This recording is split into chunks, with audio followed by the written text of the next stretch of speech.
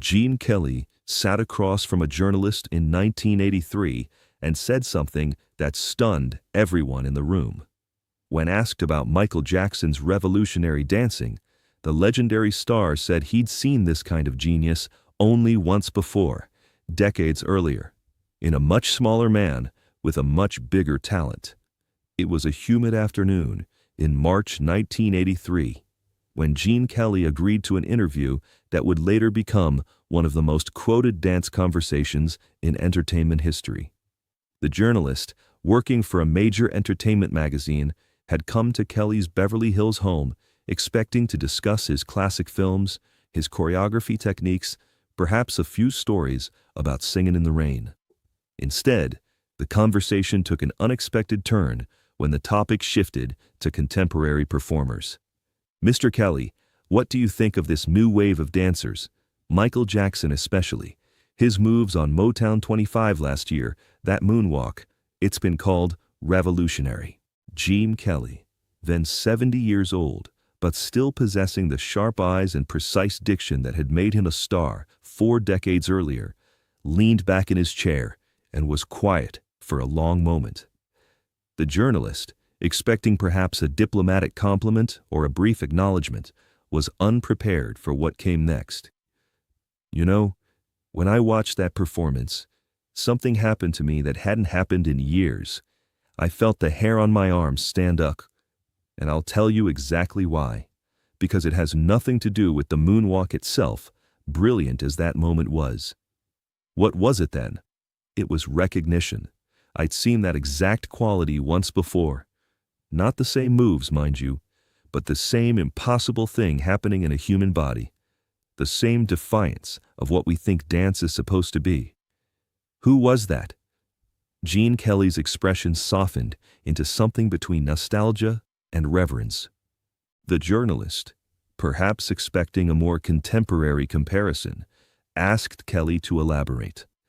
"Let me tell you something most people don't know," Kelly said, settling deeper into his chair, as if preparing to share a story he'd been waiting years to tell properly.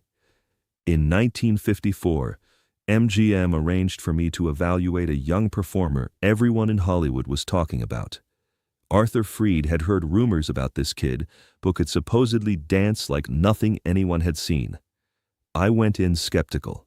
I'd heard that kind of hype before, and it rarely matched reality. What happened? I watched 5 minutes of dancing that changed how I understood my own art form. Sammy moved like the rules of physics had made an exception just for him. Tap, jazz, ballet, things that had no name yet, all flowing together as if his body had access to some vocabulary the rest of us hadn't learned." Kelly paused, clearly transported back to that soundstage nearly 30 years earlier. "What struck me most wasn't the technical skill, though God knows that was extraordinary. It was the authenticity. Every movement came from somewhere real inside him. He wasn't performing steps he'd memorized. He was expressing something that existed before the choreography, and the choreography was just catching up to what his body already knew." "And you're saying Michael Jackson has that same quality?"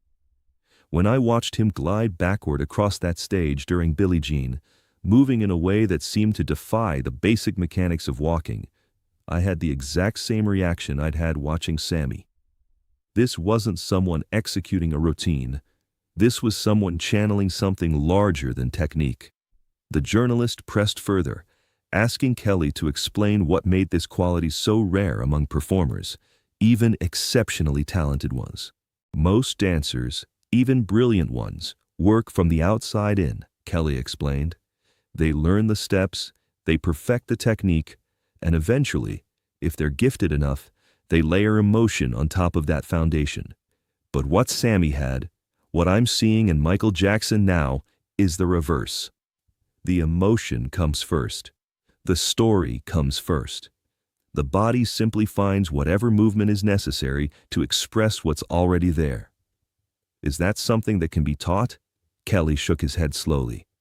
"I've spent my entire career trying to teach precision, spatial awareness, the technical elements that make dance read clearly on camera or stage. Those things matter enormously. But what Sammy showed me, what apparently this young man is showing audiences now, can't be taught in any studio. It has to already exist inside the person, waiting for the right moment to emerge. The interview continued for nearly 2 hours, with Kelly sharing details about his collaboration with Sammy that had never been publicly discussed. He talked about the secret sessions they'd shared on MGM soundstages, the way they'd pushed each other to expand their understanding of what dance could communicate. "Sammy taught me that rhythm isn't something you simply follow," Kelly said. "It's something you can create, manipulate, play with in ways that transform the entire emotional architecture of a piece. Before working with him, I thought I understood rhythm completely. He showed me there were dimensions I hadn't even considered." When the journalist asked whether Kelly had shared his observations about Michael Jackson with Sammy directly, Kelly's face lit up. "I called him the morning after Motown 25 aired. I said, 'Sam, turn on your television if you haven't already, because there's a young man out there carrying your torch in ways that are going to blow people's minds.'" Sammy watched the performance later that week and called me back practically in tears. What did he say? He said it was like watching a message arrive from the future, confirming that everything we believed about authentic expression in dance had been worth fighting for. He said Michael Jackson represented vindication for every performer who'd ever been told their natural instincts were wrong, that they needed to conform to someone else's idea of proper technique. Kelly explained that Sammy had faced exactly that kind of resistance throughout his early career. Choreographers and producers had repeatedly tried to channel his natural improvisational genius into more conventional, controllable forms. They wanted Sammy to be predictable, Kelly said. Predictable is easier to market, easier to choreograph around, easier to control. But predictable was never what made Sammy extraordinary. His genius lived precisely in the moments when nobody, including Sammy himself sometimes, knew exactly what was going to happen next. The conversation turned to the cultural significance of what both Sammy and Michael Jackson represented, particularly given the racial dynamics of the entertainment industry across different decades. In 1954, when I worked with Sammy, the industry was still deeply segregated, Kelly reflected. What he was doing on that soundstage was revolutionary, not just artistically, but socially. He was demonstrating that the highest levels of artistic genius existed outside the narrow boxes that prejudice had constructed. Do you see parallels with what Michael Jackson faces now? Different decade, different specific obstacles, but yes, fundamentally similar. Both men had to prove, repeatedly, that their talent transcended the categories people wanted to place them in. Both men used dance as a language more honest and more universal than the prejudices surrounding them. Kelly grew animated, discussing the technical elements that connected the two performers across nearly 30 years. Watch how Michael uses isolation, the way specific body parts seem to move independently while maintaining perfect control. Sammy had a version of that decades earlier, though he applied it differently, more rooted in jazz and tap traditions. But the underlying principle, that the body can communicate through controlled fragmentation and reassembly, that's a thread connecting both of them. The journalist asked if Kelly believed Michael Jackson had been directly influenced by Sammy's earlier innovations.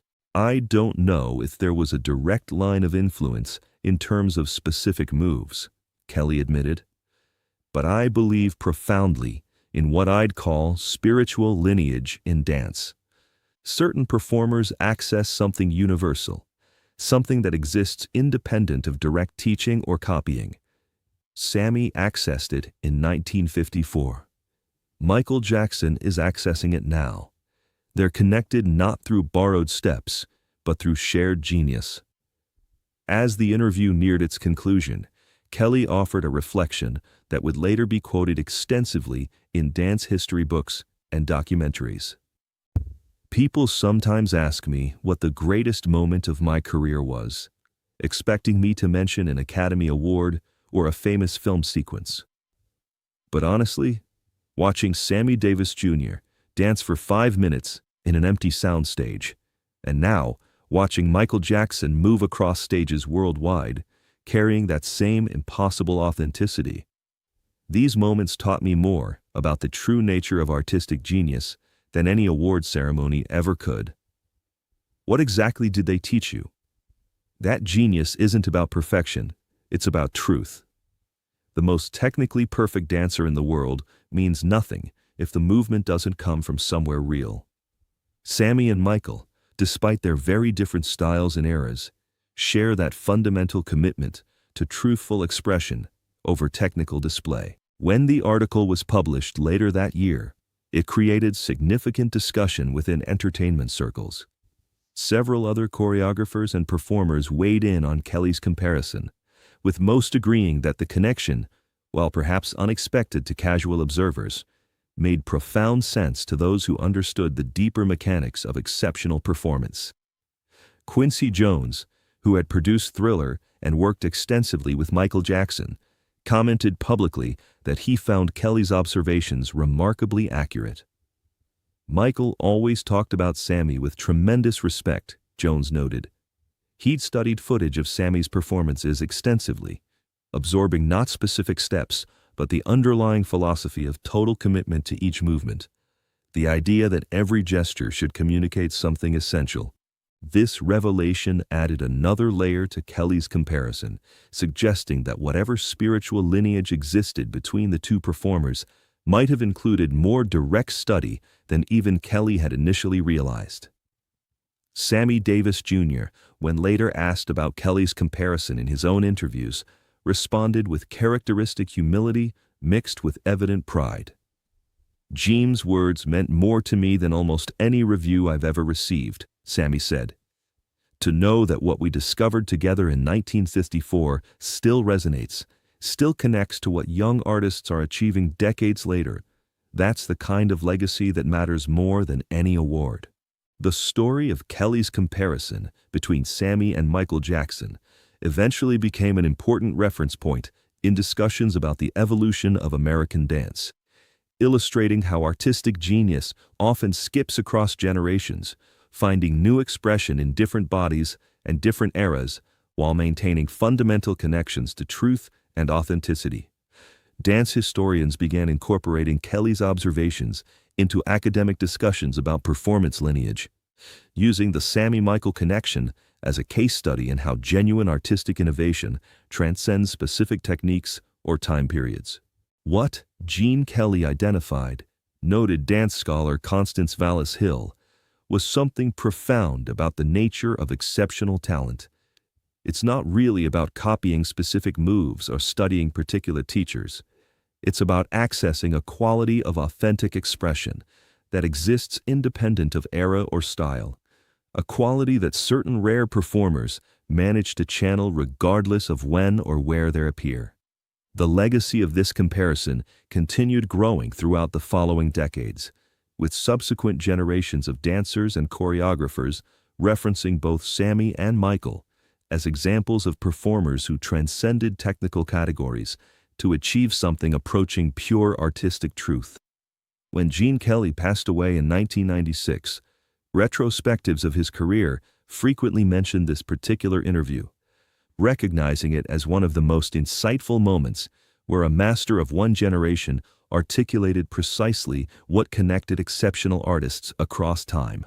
The interview also highlighted something important about Kelly himself, his remarkable openness to recognizing genius wherever it appeared, regardless of style or era, and his generous willingness to credit Sammy Davis Jr.'s profound influence on his own understanding of dance as an art form. Years later, dance students studying both Sammy's classic footage and Michael Jackson's revolutionary performances would discover Kelly's observations and find themselves understanding both performers more deeply through the lens Kelly had provided.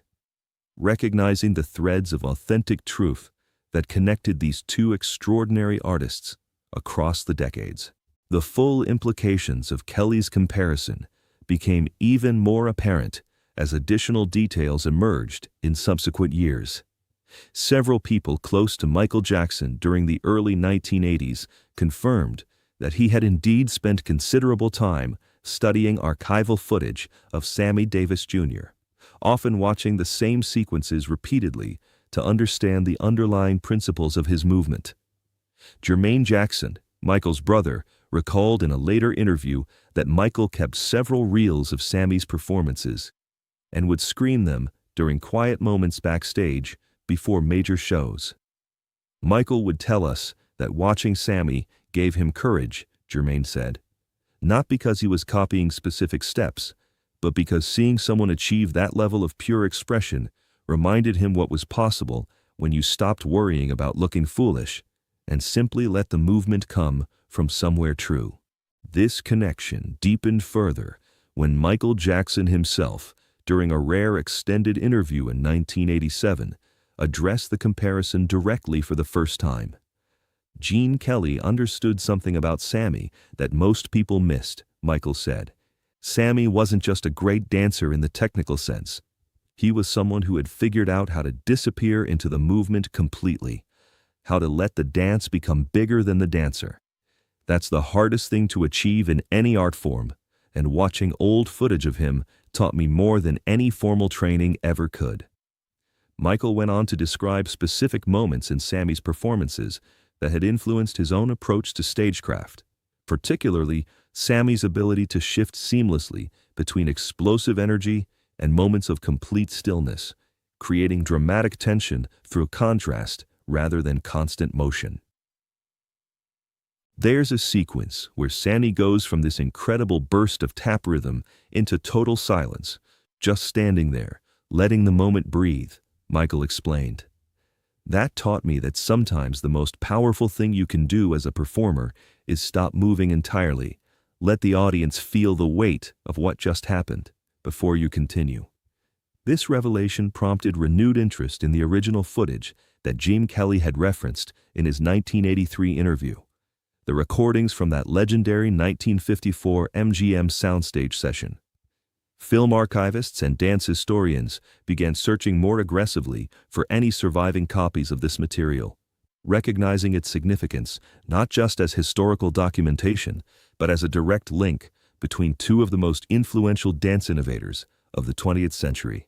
The search led to renewed conversations with surviving witnesses from that era, including cinematographer Robert Morrison, who had filmed portions of Sammy's early career and understood better than almost anyone the technical innovations Sammy had pioneered. What Gene Kelly recognized in Michael Jackson, Morrison said in a 1989 interview, was something I'd witnessed firsthand decades earlier. There's a quality some performers have where the camera or the stage seems to bend around them, where conventional rules of choreography simply don't apply because they're operating on an entirely different level of expression. The comparison also sparked broader academic interest in tracing artistic lineages across different eras and genres of American dance. Scholars began examining how innovations developed by Black performers in earlier decades, often without proper credit or recognition, had laid essential groundwork for later artists who achieved more mainstream commercial success. Sammy Davis Jr. never received the full credit he deserved for his contributions to American dance innovation, noted dance historian Brenda Dixon Gottschalk. Gene Kelly's public acknowledgement, connecting Sammy directly to Michael Jackson's revolutionary work, helped correct that historical oversight, even if it came decades after Sammy's most groundbreaking work. This corrective function of Kelly's comparison became increasingly important as scholars and critics began reassessing the full scope of Sammy's contributions to American entertainment, recognizing him not just as a talented performer within the Rat Pack era, but as a genuine innovator whose techniques anticipated developments that wouldn't reach broader cultural recognition for decades. The relationship between Sammy and Michael, though they apparently never met in person despite Michael's evident admiration, represented something profound about the nature of artistic influence and inheritance. Michael Jackson, born in 1958, had grown up watching television broadcasts and listening to recordings that included glimpses of Sammy's extraordinary talent, absorbing lessons about performance and authenticity before he was old enough to fully articulate what he was learning. There's something beautiful about influence that happens almost unconsciously, reflected choreographer Vincent Patterson, who worked extensively with Michael Jackson during the 1980s. Michael would sometimes execute a movement and then seem almost surprised by where it had come from, as if his body remembered something his conscious mind hadn't directly studied. This phenomenon, which Gene Kelly had intuited during that 1983 interview, suggested something important about how artistic genius transmits across generations, not always through formal instruction or direct collaboration, but sometimes through a more mysterious process of absorption and inspiration that defies simple categorization. Sammy Davis Jr., reflecting on this connection during one of his final interviews before his death in 1990, expressed profound gratitude for what Gene Kelly's observation had meant to him personally. For most of my career, I felt like I was fighting against expectations, against limitations people wanted to place on what kind of performer I was allowed to be, Sammy said. Gene's comparison to Michael Jackson, recognizing that what I discovered in that soundstage in 1954 was still resonating decades later in this brilliant young man's work. That gave me a sense of completion I hadn't expected to feel. The story of this connection between three legendary performers, spanning multiple decades and representing different eras of American entertainment, continues to resonate in contemporary discussions about artistic genius, cultural influence, and the often invisible threads that connect great artists across time. Today, dance educators frequently use this story as a teaching tool, encouraging students to understand that true artistic innovation rarely exists in isolation. Instead, it builds upon previous generations of explorers who pushed boundaries, took risks, and demonstrated that authentic expression matters more than conventional technique.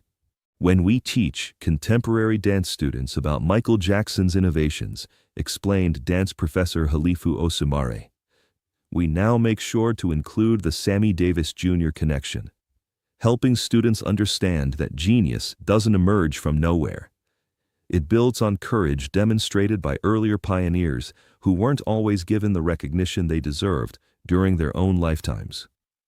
The legacy of Gene Kelly's 1983 observation extends far beyond simple historical curiosity.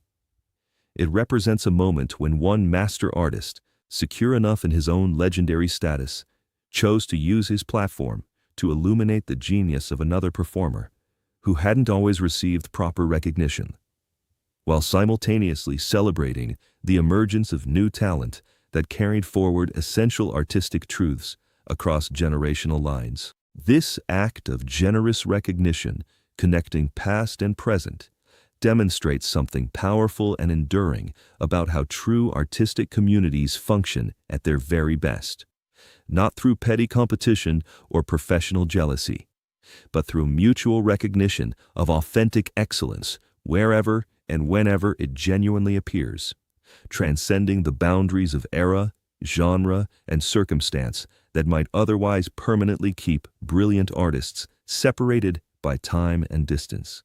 If this incredible story of artistic lineage, the connection between dance legends across generations, and the moment when one master recognized profound genius in another moved you, make sure to subscribe and hit that thumbs up button.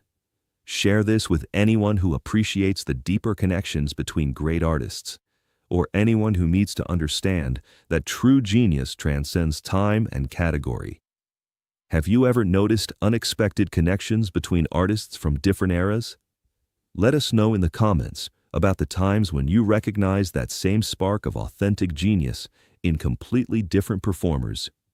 And don't forget to ring that notification bell for more amazing true stories about the hidden connections shaping entertainment history.